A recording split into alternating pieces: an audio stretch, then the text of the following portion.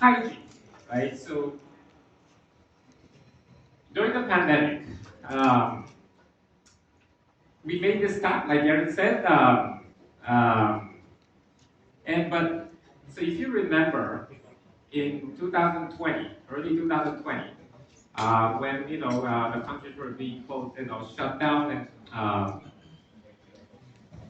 there were three things that we were told to do: social distancing of 6 feet away, um, wear masks, and wash hands.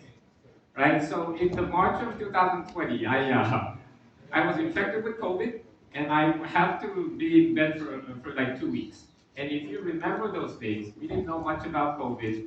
You heard about this dark news that no one can go see them. Once you get really bad illness, and there was just a bad time. Right. So the countries went into lockdown. Right. So, but when I was in the bed, and I was hearing all these news about COVID wreaking havoc in the SATO markets, right? So we really wanted to do something to help those people that are in the SATO markets. So we accelerated the development of this hand washing solution, and that's how we came up with this tab. So all this development, we couldn't use the lab because we couldn't go to anywhere, right? So I did this development with my family, with my wife and then 6-year-old son,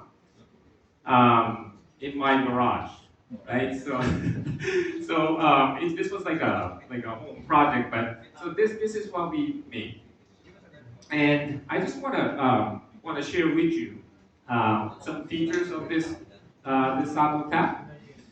So first off, it uses a PET bottle as the water reservoir. And usually in the communities that we've been to, these used PET bottles are just laying around on the streets, right? So you don't have to buy new PET bottles, new drinks to have the PET bottle. It's already there, right? So to give them second life, we decided to use this as a water reservoir. Instead of making another blow molded part, that would be the reservoir, right? So you add water in a bottle like this, and you flip it upside down. And so this is your water reservoir that feeds the system. And there's no valve or anything. It's just a teeter bar action, right? So you just tap it with your wrist, with your arm, with your elbow. You turn the water on and off. It has a soap tray that reminds you that, hey, if you're not using soap, you're not properly washing hands. You have to, sing two happy birthday songs. Remember they use soap up to do this. So that's a visual cue that, hey, you have to use soap, right? So that's pretty much the form factor. And a study funded by the USAID suggests that the access to hand washing is the major behavior driver, for people to hand wash. So the form factor, we intentionally made it small. The footprint is almost the size of a PET bottle, right? So if you can place a PET bottle, then you should be able to place the sample tap. So the idea was to bring the hand washing station to close to where you need hand washing, where you eat, near the toilets, near the entrance of a house, those places, and to really get the hand washing to be part of daily life. So, and the other feature is, so since these PET bottles are like 2 liters, 1.5 liters, they're limited amount, right? So, and as you know, a lot of the regions in the world are being water stressed, and that trend is going to continue with the climate change in the next generations. So the water is a very scarce and very valuable resource, right? So we wanted to save water again with this concept, like we've done on the toilets, right? So only a metered amount of water comes through this little hole here, when you turn the water on. So with this, we made it so that you can wash hands with as little as 100 milliliters of water. So in my testing, we did use the 2-liter bottle would get you about 18 to 20 hand washing. it depends on your preference. Obviously, you can run the water for a longer time, rinse for a longer time if that's your preference. But with the testing with the outside organizations, that's been the case. So with this, we hope to bring a hand washing station and hand washing behavior to a lot of the households and schools in the Philippines. And on the school hand washing, our great partner GIZ has done a great research in two of the schools in the Philippines, and there's a video for that. So Anita, can you play that video?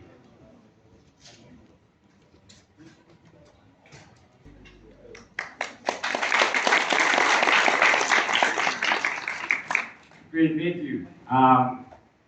So yeah, with the SATO sanitation systems and the SATO tap hand washing, we're hoping we can bring real meaningful change to the people of the Philippines.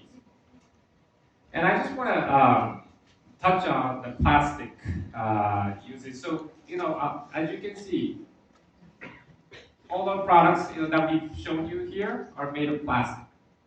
So, yeah, I just want to touch on some of the reasons why we use plastic. So, plastic can be durable. This is not a single-use plastic like this plastic that goes out of product life in a matter of 10 minutes. If you drink the water in 10 minutes, right? So this can be used for years.